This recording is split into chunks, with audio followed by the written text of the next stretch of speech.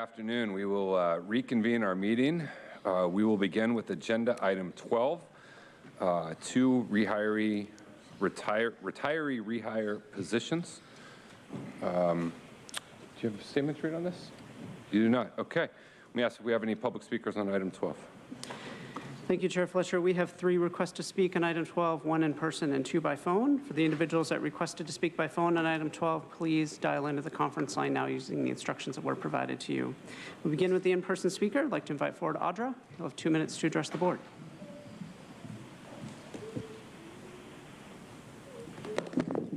Username Audra. I was going to ask where you were, Nora. Where's Tara? She gone for the day? Interesting.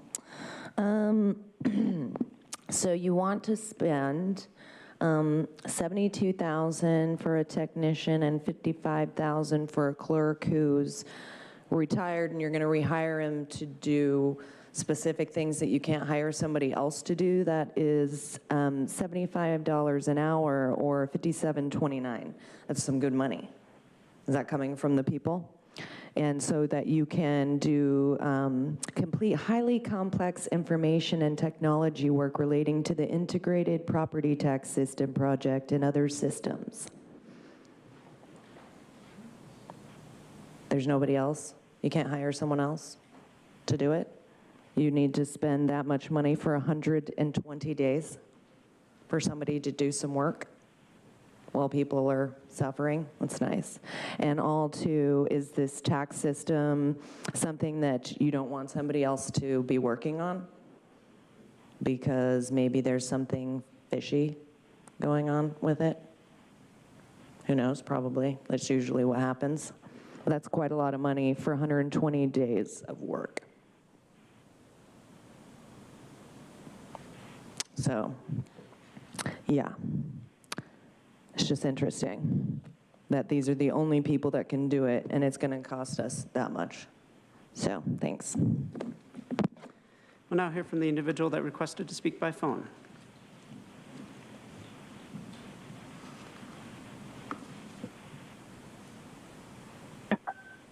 This is Truth.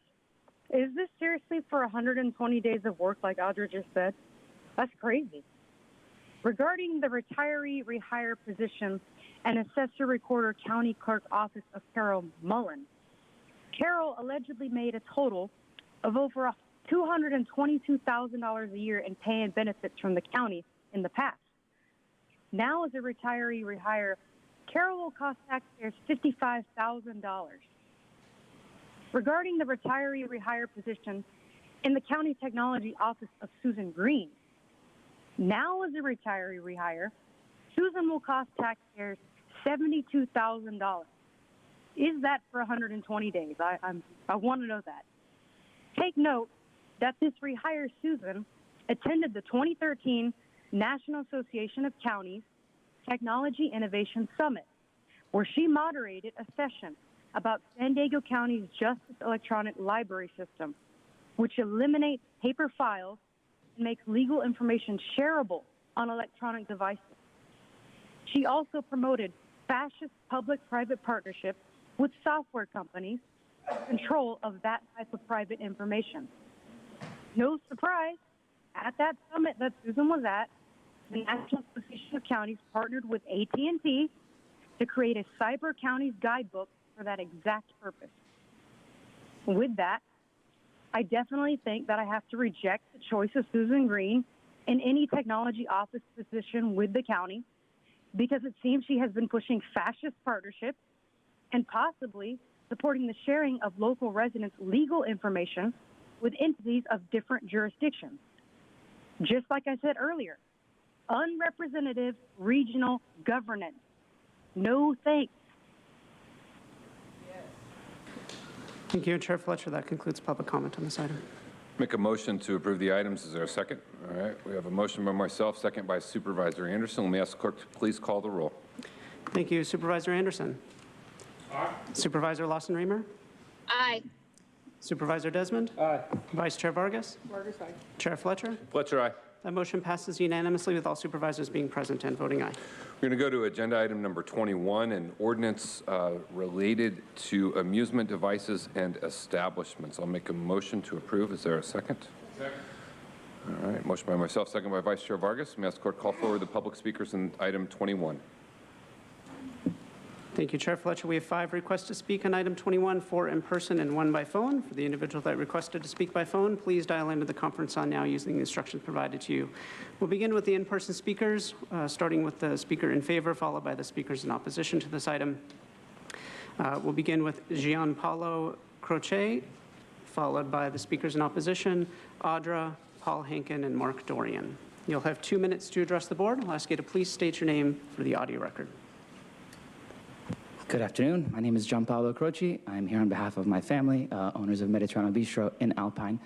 I wanted to bring light to a couple of the heavy issues that were being discussed today with fentanyl and, the shortage of officers and everything like that. When we talked about a holistic approach, what I think is a holistic approach is also having a very strong community and, being united as one and being able to discuss about these difficult things. And a lot of these conversations take place usually in a nice environment where people feel safe and feel supported to have these conversations. And that's how we view our family business. We added these games in our restaurant to make it a more family-friendly environment, to bring the community together more, and it's something that we have noticed that has actually happened. Families come together and they play and they dine together, and it's really a beautiful thing. So this act in particular, we noticed that once we put these games in our establishment, we were told that we could not serve alcohol and have these games in the same establishment, even though it's a restaurant environment. So it's kind of one or the other for us. It's either we remove the games and just serve, food and beverage, which doesn't really promote the family environment anymore, or we remove the game, stop serving alcohol, and that really hurts our profitability as a business. So, we really hope that we can continue to provide the space where, families can come together and be in a community location where it's safe to dine together, play together, talk together, and just be together, because I think that, community is kind of the strengthhold of, all of these issues that have been discussed today as well. If we are united amongst ourselves and we can feel safe to communicate with each other without judgment in a safe environment, I think that that's where real change happens. So I hope that we are able to pass this item. Thank you so much. Thank you. Next speaker, please.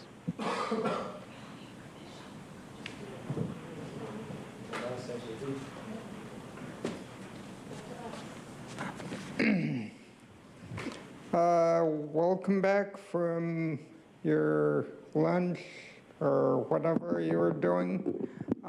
By the way, where's Tara?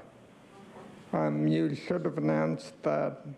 Can you please state your name for the audio record? Oh, I'm Paul Hinken, if you don't know me. Sorry. I find it alarming that the board letter on this item says quote, the COVID-19 pandemic provided an opportunity for the Board of Supervisors to reevaluate ordinances to consider how they might affect businesses. The board should be reevaluating as often as possible. Businesses are struggling all the time. The letter goes on to say that in the last 30 years, there have been no complaints, violations, suspensions, or denials of any amusement establishment or applicant. So why the repeal? The issue is regulation versus safety. There seems to be no overregulation, so let's be careful not to compromise safety, especially for our kids or grandkids. Current law separates areas for drinking from areas for gaming. It also prohibits drunk or disorderly conduct. Do we really want this kind of stuff right in front of our kids, perhaps putting them in harm's way?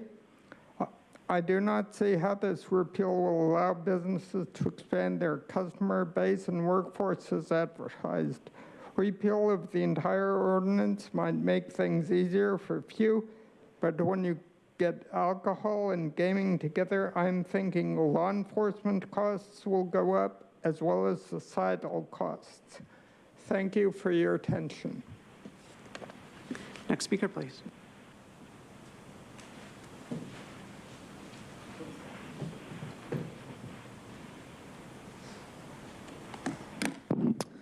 said name Audra. So, man, it's like you're talking about equal opportunity for the unincorporated areas. You're only repealing one area on this ordinance. Why not have equity and equality for all business? Why not repeal it for all of them, except for just one group? And in this, there's like fees, I mean, all the ordinances that you have, and then being able to arrest people for not following and issuing citations. It's like everything, you build up these constructs around the people, like we have to do all of these things and follow along and pay these fees and get this license and, you know, do all these things when that's not the way that the world was supposed to work. That we're just like paying to do everything. We should be free people. And it's like, if you're not going to include everybody in this, I don't understand that, because that isn't equity and equality for unincorporated. That's just for a small snippet. And you guys flood these agendas with equity and equality. We gotta, it's so disgusting because you do nothing that is equal or equitable. I mean, you like constantly discriminate against whole classes of people. And it doesn't make sense to me that you would take out one of these and leave the rest. And it's all because of the COVID impacts. COVID didn't impact San Diego, you guys did. All of the policies that you've done have been what has impacted these businesses. I mean, you're telling businesses down here to, you know, build a shelter, you gotta have seating outside, and they had to get a specific license and permits for it. Then you come back later and tell them that that's wrong, and now that they have to pay to remove them. So it's like, you guys are so flip-floppy, and there's no equity or equality. You guys need to start thinking about using different words. Thank you. Next speaker, please.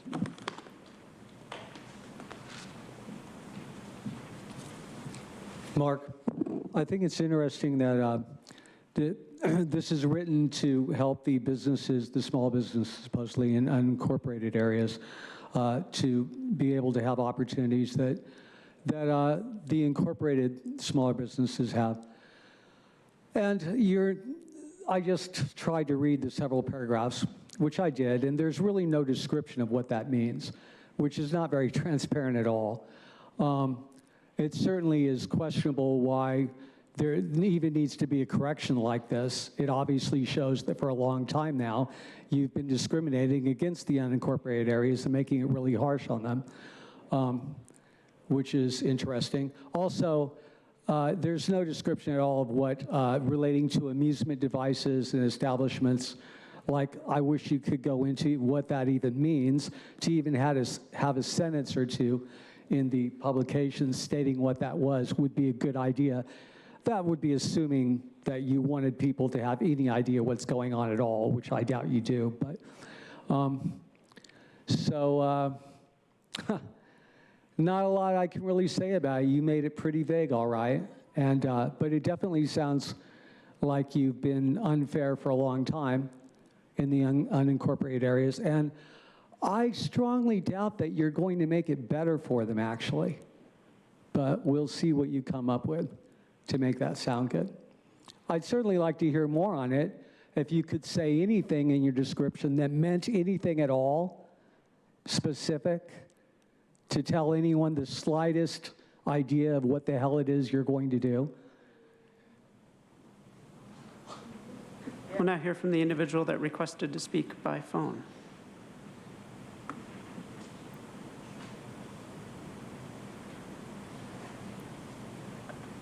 This is Truth. Hey, Nathan, remember on May 24th when you said for safety, quote, amusement rides require an inspection. That requires a fee, end quote.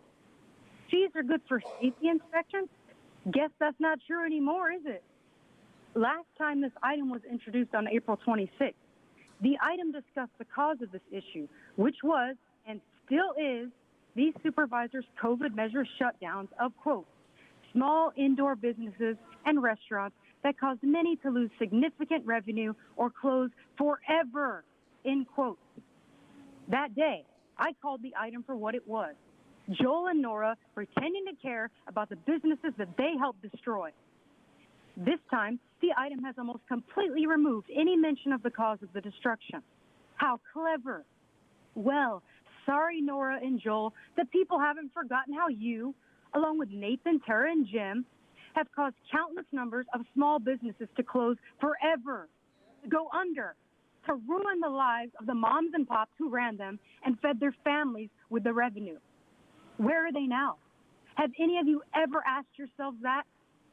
The Hegelian dialectic of creating a problem and then offering a pre-planned solution never works for people with working brains.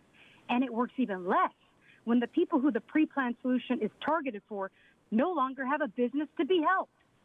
Why should they care about an amusement establishment license fee cut when they no longer have money to run one anyway? Too little, too late. You supervisors can end the fraudulent health emergency if you want people to believe you really care. Otherwise, nobody's buying it. Thank you. And Chair Fletcher, that concludes public comment on this item. Motion by myself, second by Vice Chair Vargas. And Ms. Clerk, please call the roll. Thank you. Supervisor Anderson. Aye. Supervisor Lawson-Remer. Aye. Supervisor Desmond. Vice Chair Vargas. Chair Fletcher. Fletcher, aye. The motion passes unanimously with all supervisors being present and voting aye. Go to agenda item number 23, noticed public hearing around Caltrans parcel in North County. I'll make a motion to approve. Is there a second?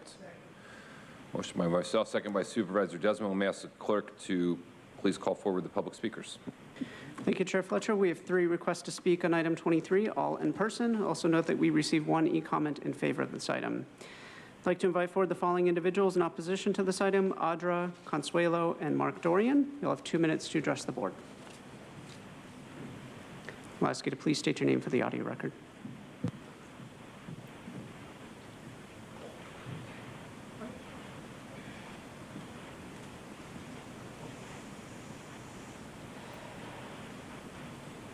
Consuelo. And taxes initially meant for one thing are now being used for other things. Government is just a big friggin' racket. You guys break rules all the time, especially when it comes to conflict of interest for future public health safety. Which brings me to this question: who the heck is using your public transportation? Such a joke. 2 weeks ago, I was downtown. I filmed 10 passing buses within 10 minutes. 23? It's on topic. Each bus had less than 6 people on it. There were 2 that it was on topic. Stop interrupting me. Stop. You're off topic. I'm not. Let me finish. There were 2 that had 0 passengers. This was during rush hour traffic, mind you. Here's where the federal grant money, AKA our tax dollars, are going. I read a post that said Maryland passed the strongest carbon pollution reduction goal in the county, committing the state to net zero climate emissions by 2045 and We're on requiring agenda item a number 3. This is 60%. around purchase of a parcel of land. Okay, I'm getting there. By goal 2031. My reply to this post was only the ones paying close attention understand that this is nothing to be happy for. Agenda 2030, Agenda 21, here we come. You will own nothing and be happy. You are the carbon they want to eliminate. They will tax the shit out of us. Then they have the audacity to say our public transit system is free after we've already paid for it. This item Enough has with nothing to do being with public suckers. transit. Come on, they're always offering free shit back to the dumbed down, unsuspecting, gullible slaves, tax cattle. Reminder. Next speaker, please. Have a seat. Next speaker.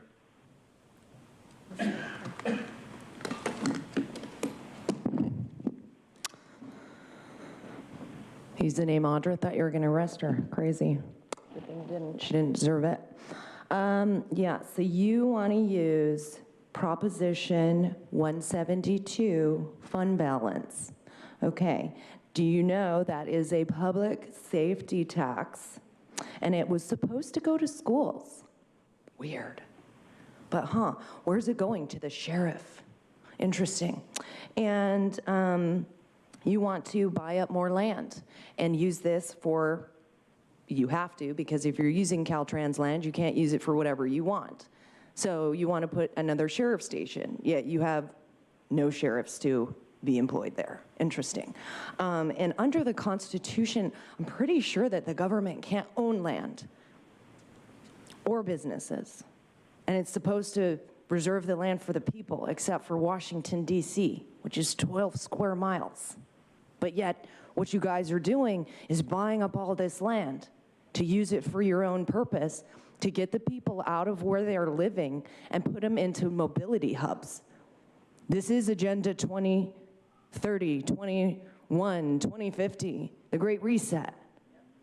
And you guys are doing things that are unconstitutional. You should not be buying up land like this while people are suffering. And you act like you're going to help them, but you're not. Why are you not helping schools with this tax? It's a little weird, isn't it? Probably not. Because you guys like to do whatever you want. You think that you rule the frickin' world, and you don't, Nora. You're very small, even though you're big. But yeah, so the fact that you want to use these funds for this property when it should be going to schools is totally bogus. And you're making children suffer because of it. Good job. Next speaker, please. First, Mark, first I'm going to quote from your document here. And it's stating that the recommendation of the Chief Administrative Officer is to find that the proposed acquisition of Caltrans parcel blah blah is exempt from the California Environmental Quality Act, or CEQA. Obviously, there was probably a good reason for CEQA, and the fact that it's exempt from an environmental quality is not a good thing. You don't go into any detail on that. That's certainly interesting. Audrey was completely right that the Constitution states that you're not supposed to own any land or businesses except for 12 square miles around Washington, D.C. Of course, basically America is just a corporation now, and it's really tragic how the only time you bring up anything constitutional is for your own purposes, and it's really, you don't care about the Constitution. It's just a business. So it also mentions being having some declaration that it will only be used for public safety or for a public purpose. And that could be anything you deem to be a public purpose, of course. That could be Agenda 21. It could be building a rail system at 10 times what it cost in China, which already has a complete rail system. And I'm not saying I like China, but they did manage to do that.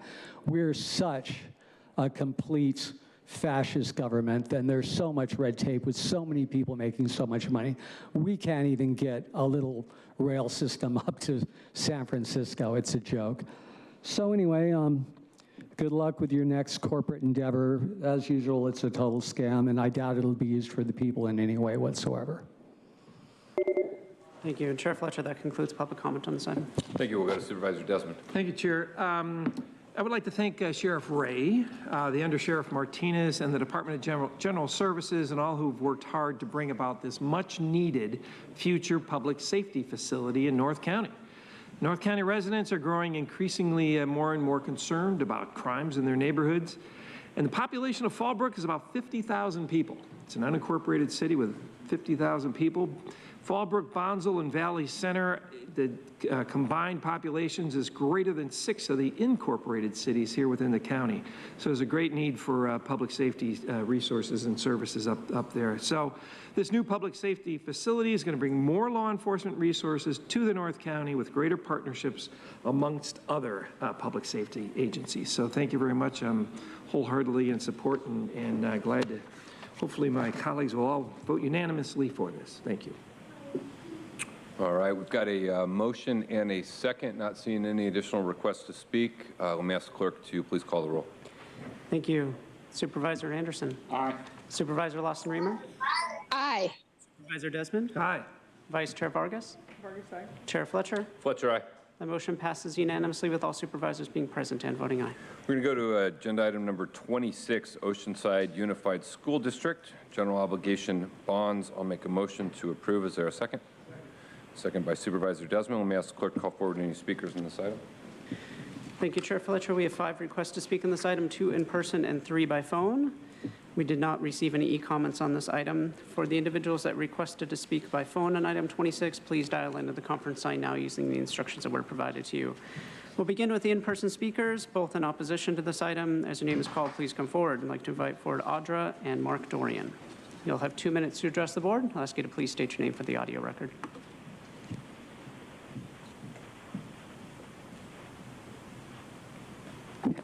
Username Audra. So just like I was talking about,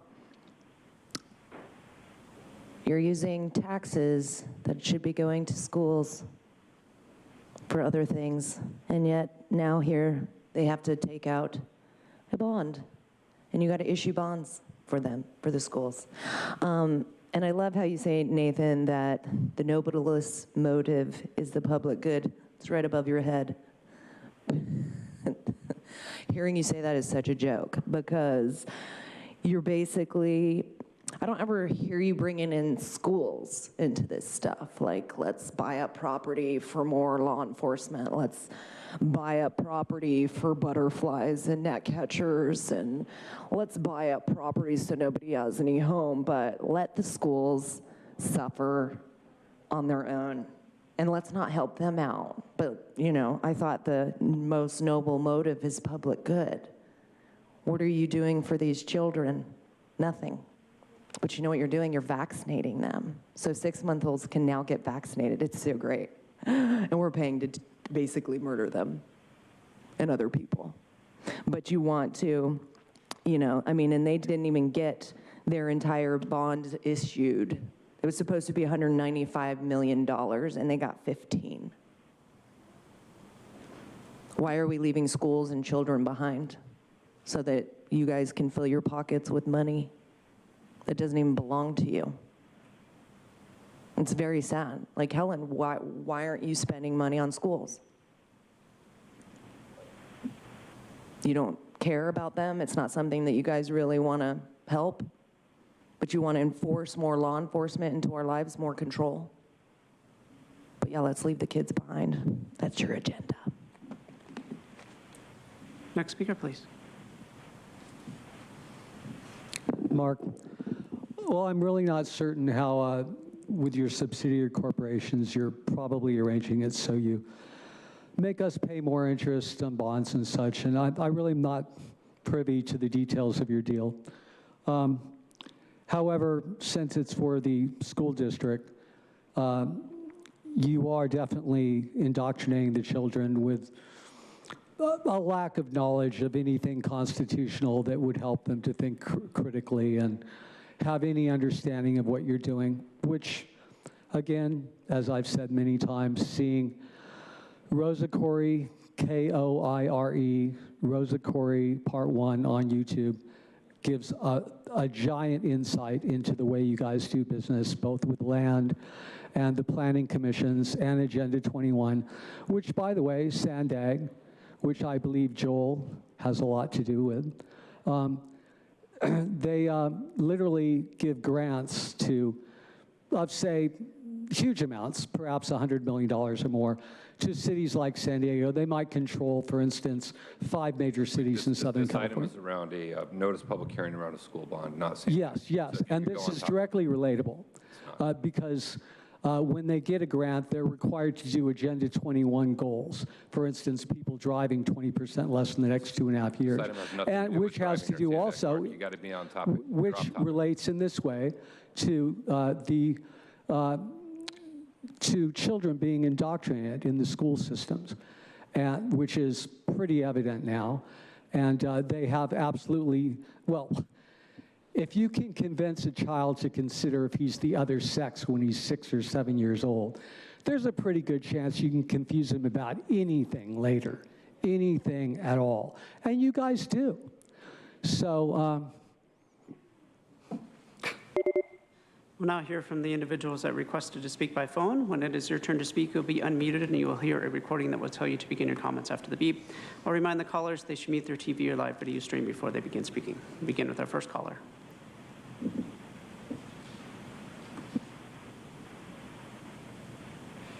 This is Truth. I'd argue that it's not really about leaving children behind more than it is bringing them into a new world. It continues to make zero sense as to why voters would continue to vote for more bonds, which are nothing but excessive debt.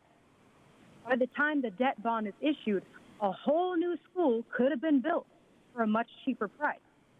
Once again, basic economics that are apparently not taught in these expensive school buildings. Amish people out in the countryside have no trouble learning economics in traditional 1- or 2-room schoolhouses without computers that they fund without debt bonds or government aid. It's amazing. So the item's equity statement about strong evidence that high-quality infrastructure facilitates better instruction and improves student outcomes doesn't hold water. In only 14 years, the Oceanside Unified School District has already racked up multiple bond bills totaling nearly $180 million in debt. What do they have to show for it? Is the Oceanside Unified School District the best in the country? Of course not. And it never will be on this path. Nor will any school district who keeps using the excuse of aging buildings to rack up bond debt. And residents of Oceanside, and especially those who voted for these bonds, should be asking themselves, who's the buyer of the sold bonds? Do yourselves a favor, parents. Quit voting for more school debt bonds and take your children out of the public schools immediately. There's nothing good awaiting them there, and you're just racking up debt for all of us. We'll now hear from the next caller.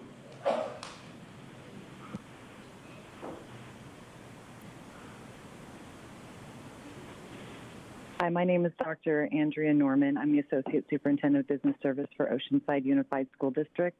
I was asked to call in because I couldn't be in person in the meeting, so I'm available for any questions. Thank you.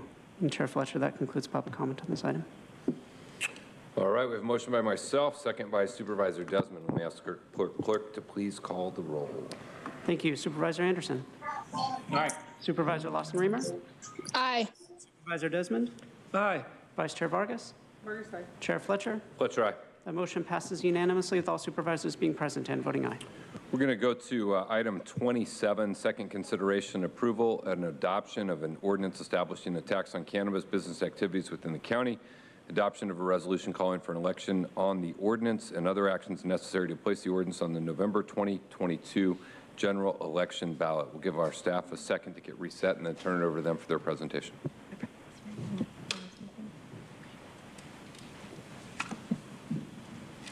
Good afternoon, Chair Fletcher and members of the board. Today's recommendations with regard to the cannabis taxation program are for a second reading and adoption of a commercial cannabis tax ordinance, and to get final direction and confirmation of, from your board on the ballot question and whether to include written arguments and a fiscal impact statement in the voter information pamphlet. With that overview, I'd like to introduce Christina Snyder, Chief Deputy County Counsel, to take us through today's presentation. Good afternoon. Initially, the first decision that the board will be asked to make today is to decide whether to approve and adopt the ordinance, the cannabis business tax ordinance.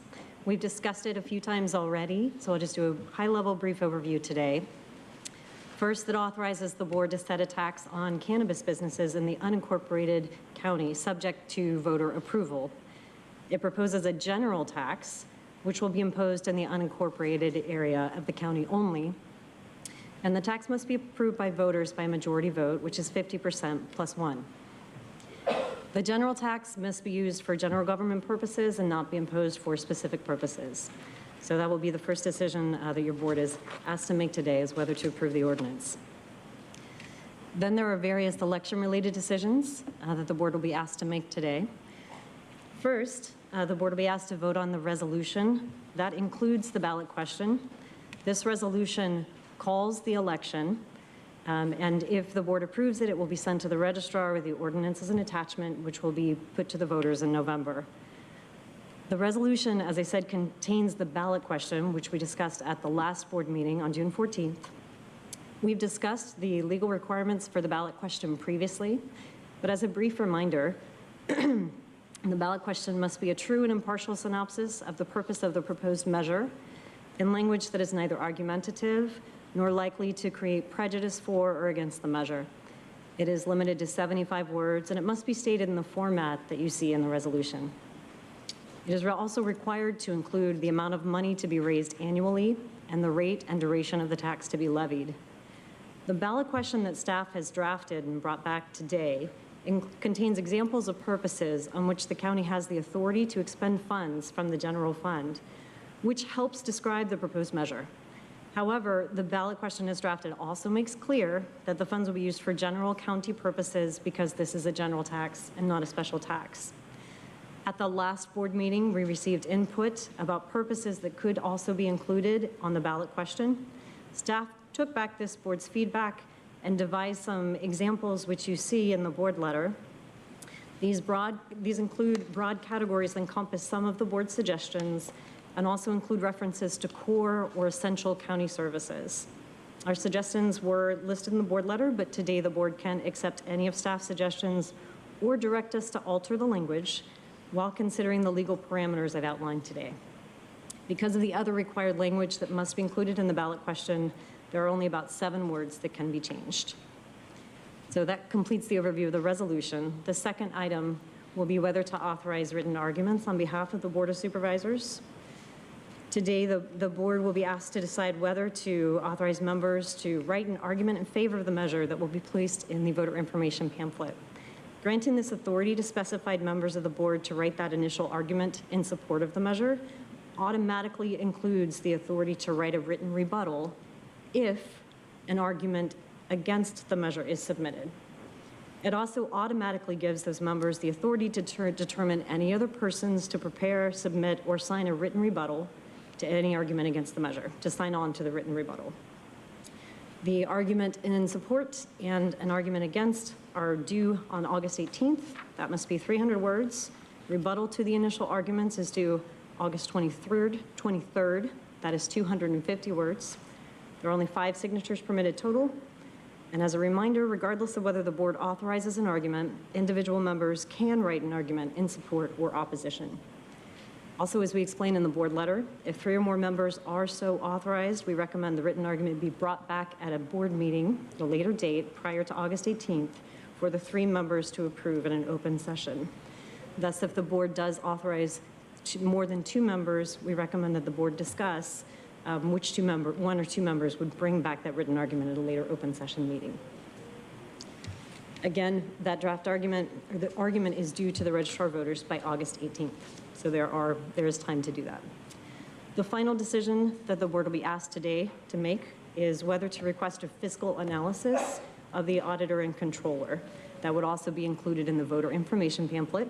That's 500 words, and that will estimate the amount of any increase or decrease in revenues or costs to the county if the proposed measure is adopted. As a final reminder, County Council will also prepare an impartial analysis automatically that will show the effect of the measure on the existing law and the operation of the measure.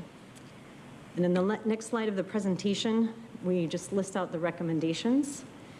We have kind of just gone through these. So first, we will ask the board to consider, adopt, and approve the ordinance. If the board does so, then adopt the resolution, including the ballot question which can be changed. Then determine whether to include a written argument. Determine whether to direct the auditor and controller to file a fiscal impact statement.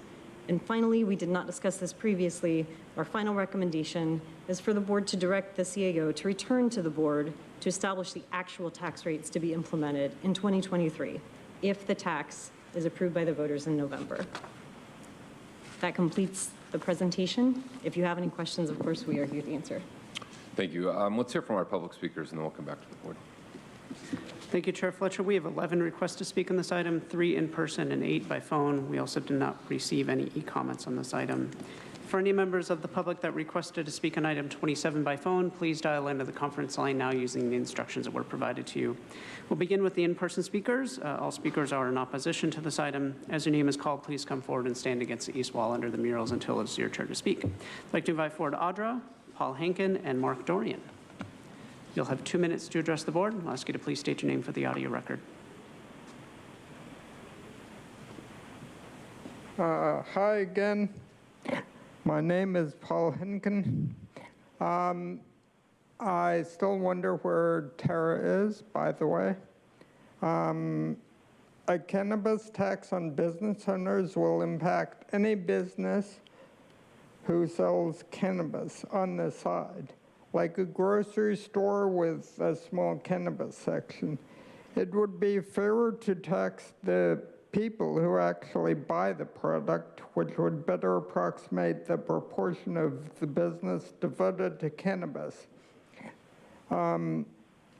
This measure is only for the unincorporated area, which is kind of discrimination, especially if the entire county gets to vote on it. All businesses should have an equal opportunity to fail from tax and accounting costs. Now, there are some horrible things about this. The worst thing is I don't think the tax man should be able to designate a third party to examine someone's books and records. It opens the door to private decisions, private disclosure of personal information. It also opens the board to horrible liability for this type of thing. This is in section 22.418A. Anyway, it's good to have a provision for disaster relief, but it's only up to $25,000, which is kind of small. Section 22.426D. And you know, the basis for the tax is pretty confusing, but I say my time's up. Thank you for your attention. Next speaker, please.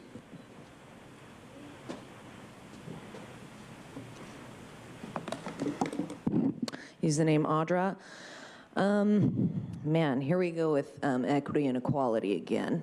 And we're, going to overtax a business because it seems convenient, and it used to be illegal, now it's legal. Did you just come here because I'm here? Probably, figures. But who benefits from this tax? It's not going to just be these unincorporated areas. It's probably going to be all of San Diego County instead of it going to where it should stay, which is where it's collected. But you shouldn't be collecting it anyway because you're wanting to help pass conviction and equities, not generating income. What? That's so weird. It's like, oh, we couldn't make money off of it before. Let's make money off of it now. Now that it's legal. Now let's just super tax these people so they can't make a living. And you wonder why people are suffering. It's because of stuff like this. And we need to quit asking for permission. It's like, the government telling people to burn their crops. We'll pay you money to burn them. We don't need to be telling the government about what we're doing. We keep asking for permission like, oh my gosh, is it okay if I do this? Sure, as long as you pay this. And then we're going to fee you for it after that. And we're just going to make sure that that money doesn't benefit you at all. It's just going to go wherever else we want. But $2.9 to $5.6 million annually, and then it was, like I'm saying, it's going to benefit the entire county, right? Like those solar system that you want to do in Jacamba, that's not going to benefit them, but it's going to benefit Nathan and his district. Just everything that you guys do is totally bogus, and people should understand that you can grow your own crops. You don't have to listen to the government. Under the Constitution, we have the right to live free. And in the Declaration of Independence, we have the right to alter or abolish the government when it goes against the people. That's exactly what's happening, and that's exactly what needs to happen, is we need to abolish the present government that has usurped what the government was supposed to be. Next speaker, please.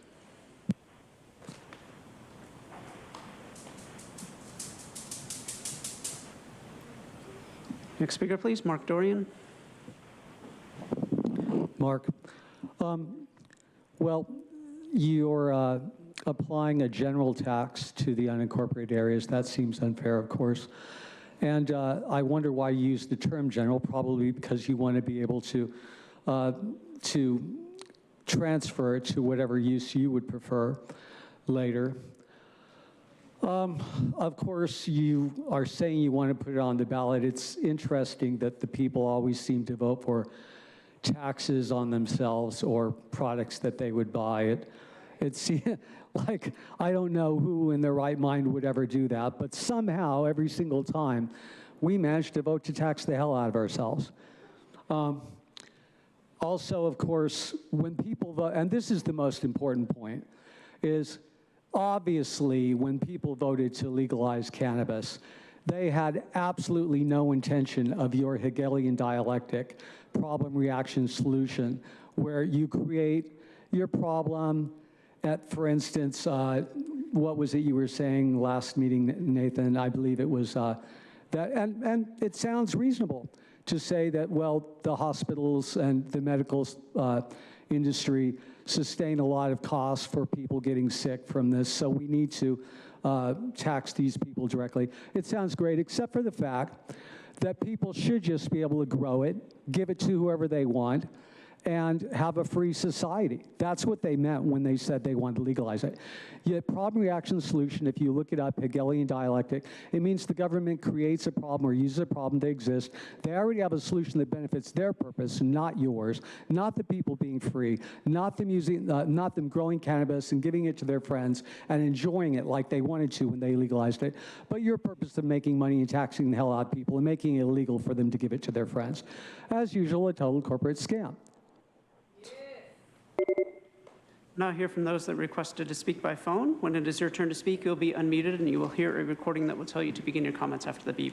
We'll remind the callers they should mute their TV or live video stream before they begin speaking. We'll start with our first caller.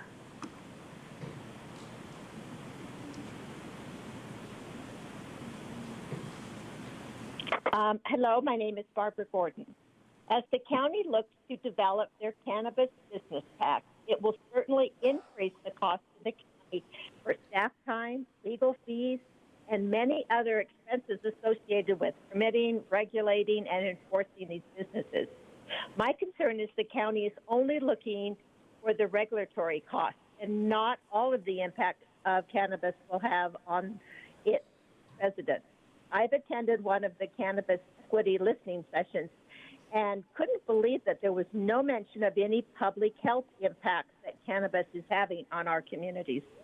As a public health advocate, we know youth and young adults use has increased, as well as mental health problems due to cannabis use, along with impaired driving, just to name a few.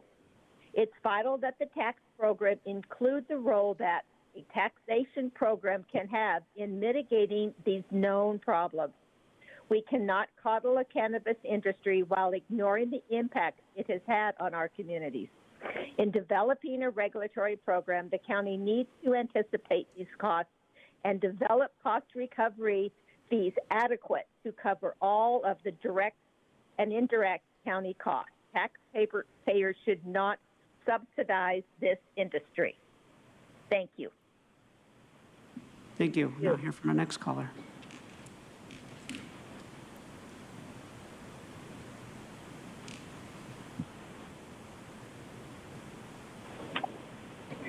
Good afternoon, Board of Supervisors. My name is Becky Rapp.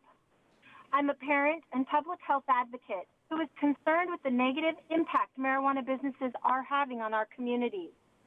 I strongly oppose the marijuana ordinance for moving forward and feel these businesses will be detrimental to the public health and safety of our communities.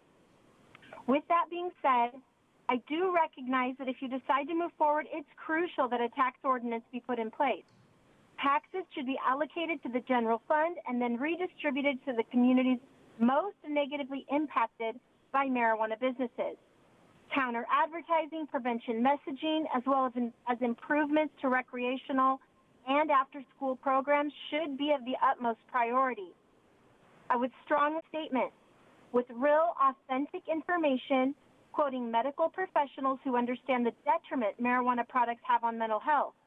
It's crucial that the public make decisions based on accurate information, recognizing the detriment this ordinance will have on our county. It's important that you recognize the detrimental consequences these businesses have brought to other counties and states. Statistics out of Colorado are shocking. I quote Dr. Ken Finn of Emergency Services. He says, when you measure profit and loss after 20 years of legalized marijuana in some form, you can't help but suffer buyer's remorse. In 2018, we collected about $240 million in tax revenue, but hospitals lost about $500 million in the cost of marijuana-related ER visits, and marijuana-related traffic accidents cost the state another $136 million. I encourage you to recognize that no amount of taxes collected will compensate for the detriment to public health and safety. Thank you. We'll now hear from the next caller.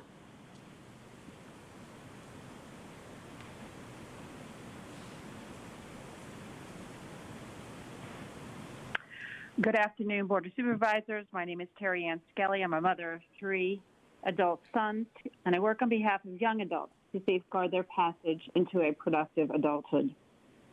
The suggested marijuana tax rate for marijuana storefronts in this item here should be reconsidered.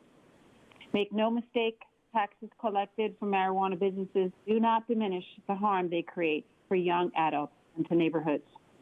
It will never be a good thing for our youth to see the advertising and marketing that will come from having marijuana businesses in their communities, not to mention the merchandise and clothing from marijuana storefronts that will walk around our high school campuses.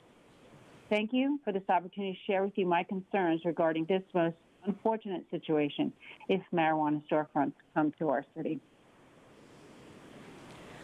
Thank you. Now hear from the next caller.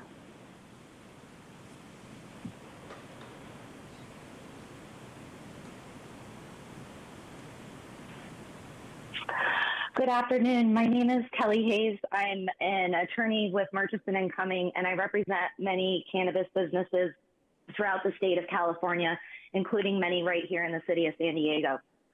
I'd like to ask you to reconsider some of the language in the draft tax ordinance.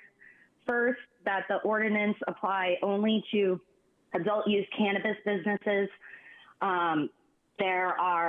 The city of San Diego has some high tax rates, the highest in the state, and they do not apply the taxes to the medicinal cannabis businesses.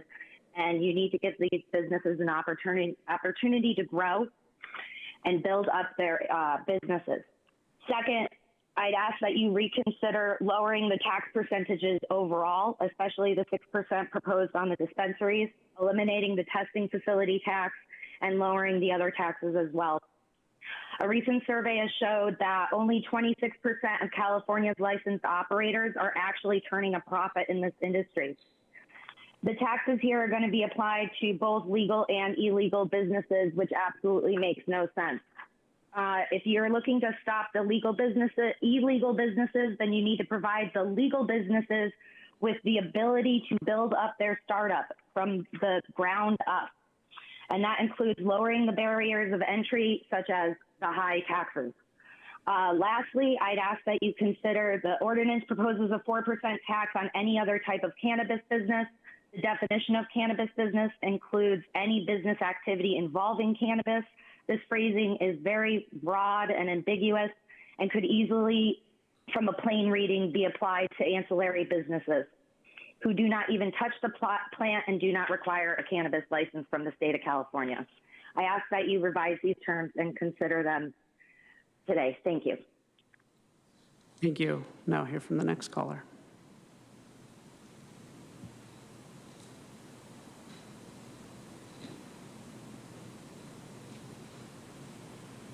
Good afternoon. This is Peggy Walker. I'm a public health educator and public health advocate. I've said this before, and I want to say again that putting this tax proposal forward presumes citizen approval of marijuana commercialization in our rural areas. That is something many residents do not want.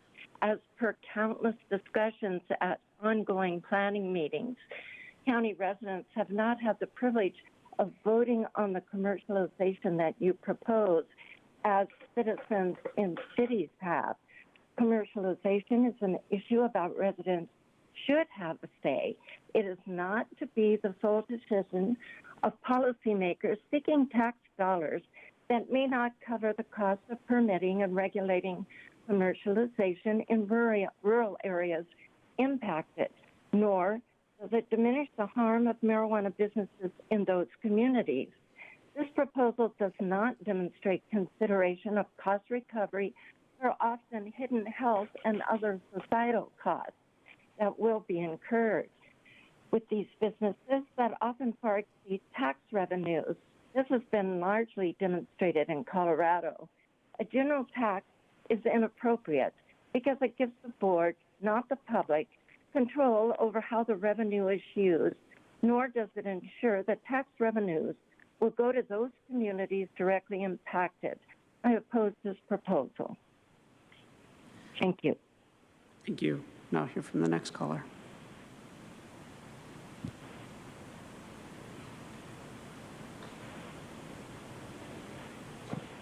This is Truth. I think those are great points, Peggy. I'm curious what happened to the San Diego County Marijuana Prevention Initiative that was established in 2005. The initiative was supposed to educate the county, and especially to youth between the ages of 12 to 25, about the harm caused by the excessive use of marijuana. The initiative even introduced the International Academy on the Science and Impact of Cannabis, an organization made up of medical types on the topic. That information actually came from an article this year written by David Shorey, who Joel happened to pick for the Julian Historic Architectural Review Board. So much for healthy communities, because it seems that that plan has been shelved in favor of a big industry about to face big taxes. I see losers on all ends. Just like Mark said, the voters voted for marijuana to be legalized, not to be taxed. And those people arguing for taxes on marijuana businesses, especially high taxes, even on something as restrictive as square footage, to be used as mitigation for marijuana use or addiction, are playing a dangerous game of compromise. If you think something's bad, you don't keep it legal and tax it. You just advocate for its avoidance and possible elimination. If approved by voters, the cost for the tax administration is estimated to cost over $260,000. Once again, whether it's some of the public or marijuana sellers or the supervisors, there seems to be losers, compromisers, and hypocrites on all sides. And the marijuana social equity program, based on Oakland's example, just plain belongs in the garbage, especially if the excuse remains the war on drugs, when you supervisors basically just declared a war on fentanyl earlier. Hypocritical at best. Thank you. We'll now hear from the next caller.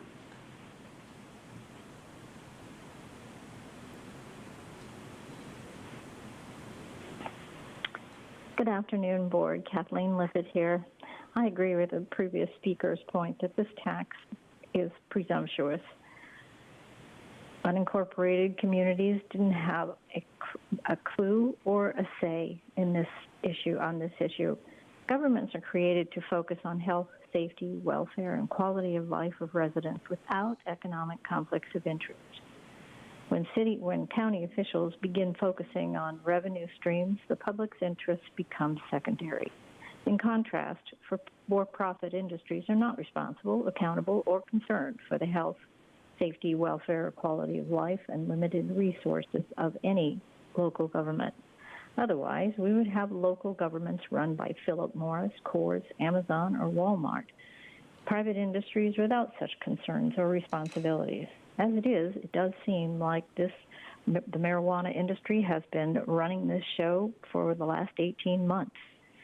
Marijuana profiteers, lawyers, lobbyists, advocates will say and do anything to make the city believe, the county believe, that regulating the industry is a proactive and judicious decision. The negative experiences of other counties with buyer's remorse are never shared by industry advocates. Counties have found themselves locked into contracts and agreements that allow industry exploitation due to elected and city and county staff that have been ill-equipped to negotiate with sophisticated, experienced, and predatory industry like marijuana. And once permitted, these businesses are not going to go away. You've already taken away the voice of the county's unincorporated county planning groups. Please reestablish it. Let them have a say for what they want in their community. It is time to start listening to the public and stop listening to the industry. Downtown was not elected. Thank you. Or Thank you. Chair Fletcher, that concludes public comment on this item. Thank you for all of the work that has been done today. At our last board meeting, we explored a few revisions of the ballot statement. We obviously know how incredibly challenging that is, given the very few number of words and the legal requirements of things that we have to say. Just to get our discussion started, and then we'll go to the board for any comments or revisions or thoughts or changes. But just to get us moving, I'd like to make a motion that would include option 6, parks, fire safety, roads, health, and social equity.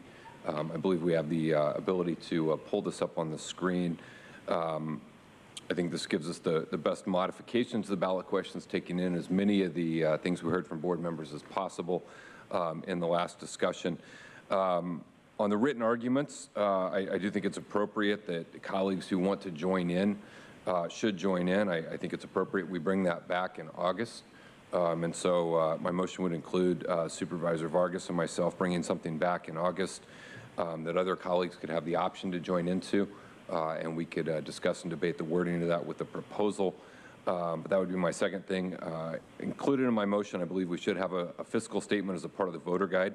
I believe that that is important to make available to the public. And so my motion would be approving recommendations 1, recommendation 2 with option 6, recommendation 3 with the understanding we will come back in August for any board members who desire to join into the statement and support, along with the discussion around what that language would be, including option 4 for the fiscal statement, and recommendation number 5 to return to the board to establish the actual tax rates should it be approved by the voters after that. There'd be a motion to get us started. Is there a second?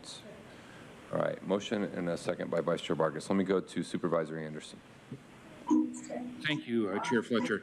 Are you thinking, as I read through this, are you thinking that you're going to, in this motion, are we going to have a board member listed or multiple board members listed as the signatories, or how does that work? The thought is myself and Vice Chair Vargas would docket something for the board in August. Okay. And then anyone who wanted to join in that ballot statement could do so at that time in an open meeting. We could do one of us by ourselves or 2 of us. We could just write it and submit it. But I recognize other folks might want to join as well. And so the argument and support we would bring before the board in August, and then anyone who wanted to join would have that option, or if we wanted to wordsmith it a little bit, we could do it at that time as well. Excellent. And then, as I understand it from the last conversation we had,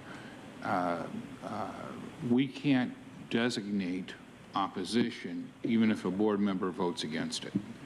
That's right, and correct me if I'm wrong, but there's an order of precedent in whoever submits. So if a board member wanted to submit an opposition statement, they would take precedent, and so they would be the one to do it.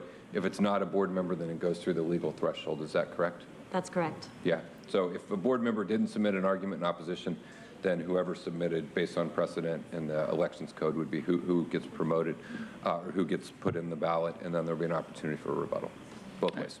I thank you for that clarity, because I know that my office had received calls, and I wanted to make sure that Supervisor Desmond had an opportunity if he so wished. I don't mean to jump ahead of you. I don't mean to be jumping ahead. But you are a very consistent man, so that's good. He will have that. He will have that opportunity. Thank you. All right, thank you. Let's go to Supervisor Lawson-Remer. Thank you so much. I appreciate that motion. I think I support most of it, if not all of it. And I just, before we move forward, I just really want to thank everyone, staff and the public, and everyone for all the work to get to where we are. I know it's been a lot of work, and I think we're really ready to move forward. So, Chair Fletcher, I think what you put forward makes a lot of sense. I think the only thing I want to clarify is that when that comes back in August, that there will be, opportunity for discussion on that draft ballot statement, so that, if some of us, such as myself, want to sign on, we will have the opportunity to have a structured discussion to make any edits at that time. Yeah, absolutely, and that's the upside of doing it in public session. We'll docket it.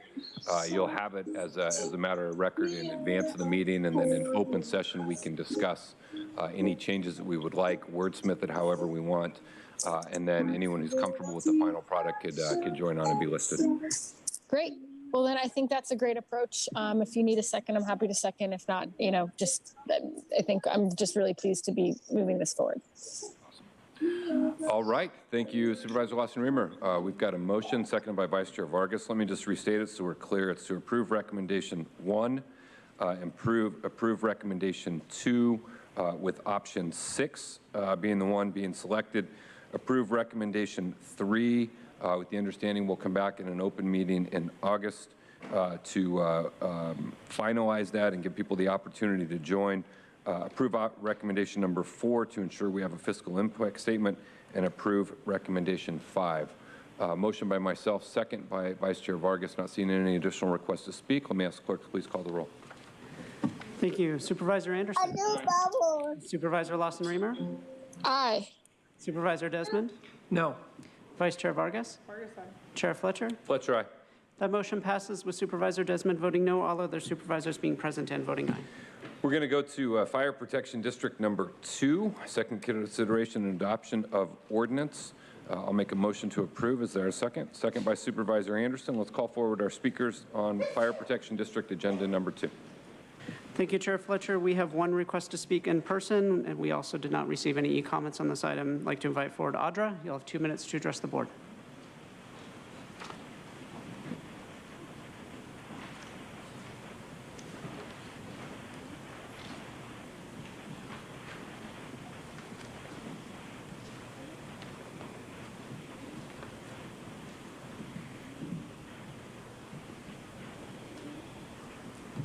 I thought we already spoke about this, but that's okay. I used the name Audra, so I don't know, I guess you are giving the county control of Area 135. I don't know, I just don't like the way you guys do stuff. I mean, and you're spraying chemicals on fires that are totally toxic to the environment. So, I don't know, it's just, when you're giving control over like this and the things that you guys do, the fact that you want to get us out of unincorporated areas, you can use fires to do that. And, it's all talking about sustainability and climate change, racial inequity. I don't really know what that has to do with fire. Is fire racist? That's so crazy, because I know COVID is, and so is the environment. It's pretty crazy, the way that we talk about things and the way that you guys try and implement a new way of thinking to people. Because I know you guys think we're crazy. It's totally fine. But I see you guys the same way, because what you're doing is totally vicious. And yeah, evil, and, I'm not sure if you heard about the fire in Laguna Niguel that was started by a directed energy weapon. I've told you that before. Those are the things that are going on. You guys want us to go into mobility hubs and be in the city so that you can do these smart cities and lock us in and not let us out. Dictate where we go, and oh, you're in an electric vehicle, you know what? You can't go charge your car here today because the social credit score said you're not good enough. We see what you guys are doing. It's great. You're just exposing yourselves and you're waking people up. Thank you. Chair Fletcher, that concludes public comment on this item. We have a motion and a second. Please call the roll. Supervisor Anderson. Aye. Supervisor Lawson-Remer. Aye. Supervisor Desmond. Aye. Vice Chair Vargas. Vargas, aye. Chair Fletcher. Fletcher, aye. That motion passes unanimously with all supervisors being present and voting aye. At each meeting, we give the board the opportunity, if you want to provide a brief update on any boards or commissions that you are a part of, any updates you would like to share. Supervisor Desmond. Real quick, yeah, LAFCO, we approved the proposal filed by the Ramona Water District, which we voted on here at the Board of Supervisors. It came to us at LAFCO, let's see. And LAFCO actually completed the 2-year research effort to identify the track agricultural uses and trends in the county. So we got that going, and many other municipal service reports coming forward. But we've been busy at LAFCO lately. Thank you. Thank you, Supervisor Desmond. We're going to go to adjournments in memory. We have 2 adjournments in memory. We'll start with Vice Chair Vargas, who will be presenting an adjournment for Judy Davids Wright. Yeah, no problem. Do you want me to go first? Actually, we'll start with me. I will be presenting an adjournment for Robert Tambuzzi Cunningham.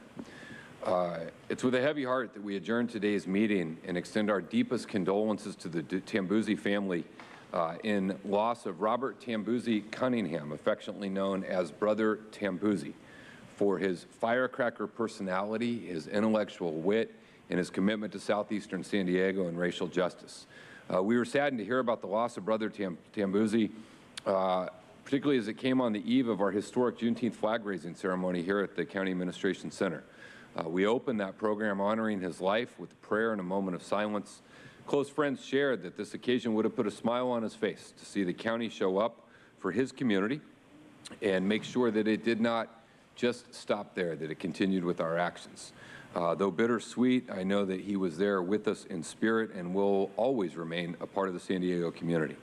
Brother Tambuzzi was a husband, father, son, and longtime resident of southeastern San Diego with a history of leadership and social justice efforts. He served as a consultant to the City of San Diego's Public Service and Neighborhood Services Committee and Special Assistant for Community Affairs to Councilmember George Stevens. He was Executive Director at the United African Americans Ministerial Action Council. At the time of his passing, he was the Board Chair Emeritus for the Project New Village and co-convener for the Black Men and Women United. He was also an instructor with the Limbinco Tembo School of African American Culture and a longtime member of Organization of Us. The Tambuzzi family in southeastern San Diego community recognize the importance of his life's work and appreciate his endeavors in his struggle and action for Black people and the larger community. Brother Tambuzzi always stressed working for the community and always putting himself within that community, ensuring that working for personal needs not be the goal, but instead working for the community. As the Tambuzzi family said, so as we remember him, always remember that he was of, in, and for the community, standing on the shoulders of those that came before him and always working to better the lives of the most vulnerable amongst us. He would have wanted us to leave with the quote by Reverend Dr. Martin Luther King, "The arc of the moral universe is long, but it bends towards justice." Robert Tambuzzi Cunningham bent San Diego towards justice in his life. And we send our deepest condolences to his wife, Patricia Morris Cunningham, and their entire family. We will forever remember him and his remarkable contribution to southeastern San Diego and the greater San Diego community. Thank you, Chair. This is one's a tough one for me. Today we adjourn in memory of Judy Davis Wright. Judy Davis Wright was born on March 25th, 1969, and she passed just June 21st, 2022, which is about a week ago or so. A good friend of mine. It was a really tough, day for all of us, and I think for all Californians when Judy passed. She was a member of HOPE, the Hope Leadership Institute, and we were all shocked and saddened by the news of her passing. She was a board member of the organization. She was somebody who was very young at heart, somebody who had did everything in her power to make sure that other young Latinas particularly had educational opportunities. She fought for underserved communities. She was a staunch feminist. She would have been fighting alongside of us after last week's decision. And more importantly, she was a mom to 2 beautiful young women and a loving wife who she lives behind. One of the things about Judy that was really special and fantastic was that she was not only a loyal friend, a loving daughter, and somebody who is always there for you no matter what. She really believed in engaging and empowering women and Latinas in particular, and she did everything in her power to use her resources to support other Latinas to make sure that they got elected into office and that they were supported. She was 52 years old. And in 52 years, she served on the board of HOPE for 8 years. So we were colleagues for many years. We spent many retreats together, lots of nights, lots of talking and helping and all sorts of different things. But she was the vice chair, the treasurer. She facilitated youth programs. on etiquette, which was really exciting because, you know, those kinds of things our young women in the community in California don't ever have access to those kinds of things, but she did it out of her kindness of her heart. For close to 10 years, she invested her time and resources to ensure young Latinas were being prepared to enter the workforce and flourish. And so she is going to be gravely missed. And I think if there's anything that she leaves behind, in addition to her legacy, is to remind us all to take care of each other and to take care of ourselves, because she was a business owner, a consultant. She did so much, but sometimes I think when we're taking care of others, we forget to take care of ourselves. And so with that, I adjourn today's session in her honor. And it's only goodbye for now and not forever, but we will continue to advocate for her legacy, for her daughters, for her husband, and for all the Latinas in California who are not going to have her in her life, but she will be greatly missed. So thank you, and I'm sorry, I mean to cry. Thank you, Vice Chair. We will now resume non-agendized public communication. Thank you, Chair Fletcher. We have 4 remaining requests to speak on matters not listed on the agenda, all of the individuals by phone.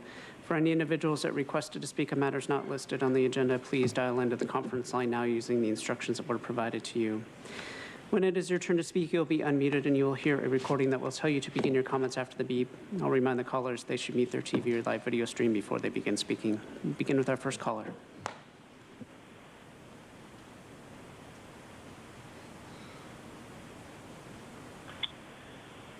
Kathleen Lippett here. The crisis of opioids, prescription drug abuse, fentanyl, and homelessness are perfect examples of the county industry's influenced, misguided, and necessarily reactive drug policies. Homelessness is the result of problems, not the cause. The failure of the county to recognize this simple axiom is reflected in having to adopt reactive drug policies like harm reduction, needle exchange, and naloxone giveaways. Drug industries do not want to reduce drug abuse. Harm reduction is acceptable to them because it does not cut into their profits. And last, I wanted to address your goal of equity. Equity is not at all an achievable goal. It can also be used to trample the rights of some in order to accommodate others.